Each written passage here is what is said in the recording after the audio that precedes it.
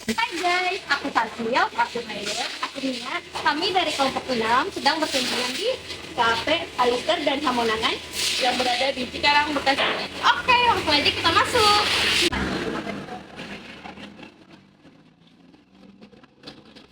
Oke guys, jadi langsung aja naik ke atas.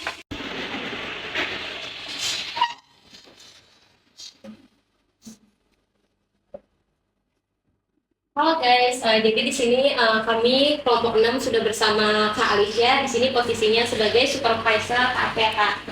Oke, dan di sini kita langsung aja mempertanyakan pertanyaan yang perlu kita tanyakan. Aku serahkan kepada Kak Raka.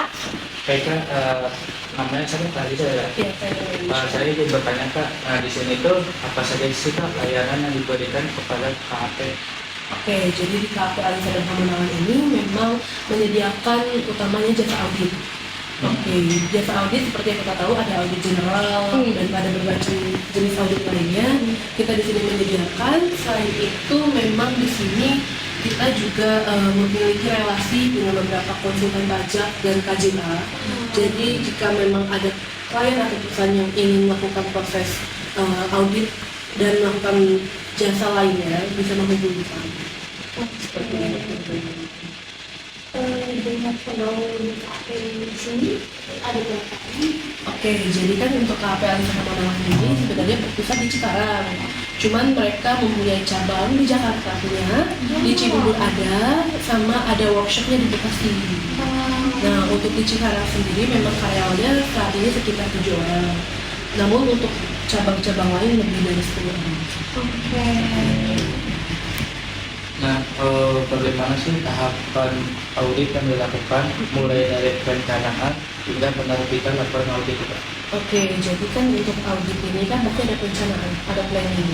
Nah, biasanya itu kan memang biasanya partner dengan klien kita melakukan pertemuan pertama atau perundingan bagaimana untuk final audit, bagaimana untuk proses audit yang akan berjalan, karena kan memang setiap klien itu memiliki kebutuhan yang berbeda-beda. Nah, setelah melakukan perencanaan, kita sebagai tim audit harus melakukan understanding the business dulu. Kita harus ngerti itu klien usahanya apa ya, prosedurnya bagaimana ya. Nah, ini tuh memang akan berlangsung dan akan lanjut sampai test of control. Karena ketika sudah mengenal bisnisnya apa dan nanti kita inquiry bagaimana sistem perusahaan itu, nanti test of control itu akan juga terjawab dengan sendirinya. Namun di test of control ini memang kita langsung lebih detail seperti transaksinya, bisnisnya seperti apa, detail transaksinya seperti apa, dan setelah test of control nanti kita juga akan input atlas biasanya. Nah, setelah melakukan input atlas, kita akan melakukan pembagian.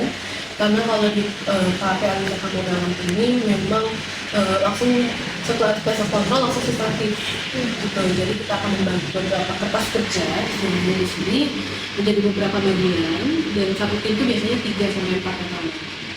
Nah, setelah melakukan pembagian, mereka akan melakukan tugasnya masing-masing. Namun biasanya tuh sebelum kita, jadi dalam kunjungan di sini biasanya kan kalau audit di kantor lain biasanya tuh mereka kunjungan bisa lama. Nah, tapi kalau di sini kita lebih prioritaskan online. Jadi jika bisa dihubungi lewat online atau lewat call, Zoom gitu kita lebih baik. Jadi kita ke sana itu benar-benar saat yang momen penting seperti stock opnam atau benar-benar saat inquiry penting. Jadi kalau misalnya bisa dilakukan secara online, kita lakukan secara online. Proses audit di sini biasanya 2-3 bulan. Terus biasanya nanti setelah meeting biasanya ada weekly meeting sih biasanya. Banyak update setiap minggu kayak gimana. Pasti nomor tanggal perilisan juga tim drafting juga akan berrekonsiliasi sama tim kliennya apakah sudah oke atau belum. Kalau tidak,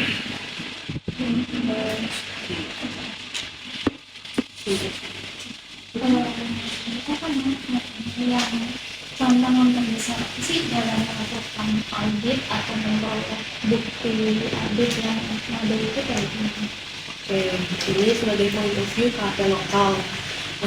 Mungkin untuk KP lokal sendiri kan pasti menghadapi klien bermacam-macam. Contohnya ada klien yang memang belum memahami prinsip akuntansi. Itu salah satu tantangan besar. Karena selain untuk mengaudit, jadi kita harus memberi edukasi sepertinya ya, kayak ibu pencatatannya sepertinya bukan seperti ini gitu, baiknya dilakukan adjustment seperti ini. Jadi selain dari audit, kita juga harus memberikan pemahaman juga jadinya, karena kan memang sebenarnya kalau sampai kamu yang membenarkan semua itu namanya bukan audit, itu tugas KJK kan. Tapi memang itu sih tantangan terbesarnya, karena kan kalau memang sudah ada klien yang sudah paham, setidaknya kalau dia berdiskusi enak. Tapi kalau memang ada klien yang skalanya kecil dan memang cuma pencatatannya seadanya, itu yang agak merepotkan. Bagaimana sih Kak auditor itu memperoleh bukti audit yang memadai?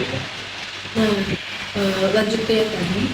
Jadi kalau memang orang yang mengerti akuntansi kan sebenarnya sudah ngerti ya flow-nya ya, butuhnya apa, PO, info segala macam.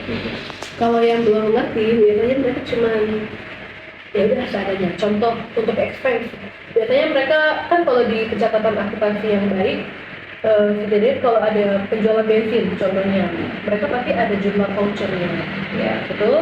Namun kalau di perusahaan yang kecil, biasanya udah dia cuma punya struk, itu pun juga struknya bisa jadi udah tulisannya udah hilang. Nah, itu memang yang agak sulit untuk dilakukan memang. Jadi memang hak lainnya memang